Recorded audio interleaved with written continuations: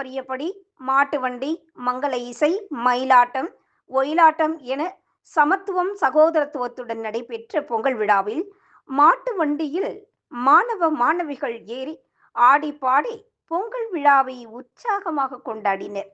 தென்காசி மாவட்டம் ஆலங்குளம் அருகே உள்ள ஜீவா மேல்நிலைப் பள்ளியில் பொங்கல் திருவிழா தமிழர் மரபை நினைவூட்டும் வகையில் மாட்டு வண்டியில் கரும்புகள் கட்டி பாரம்பரிய இசையான மங்கள இசை முழங்க ஒயிலாட்டம், மயிலாட்டம் என பொங்கல் திருநாள் மிக உற்சாகமாக கொண்டாடப்பட்டது.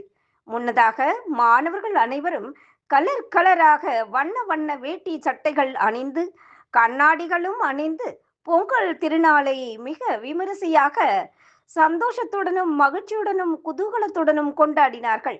பெண்களும் தாவணி மற்றும் புடவைகள் அணிந்து கை நிறைய வளையல்கள் போட்டு பொங்கல் திருநாளை கொண்டாடி மகிழ்ந்தனர்.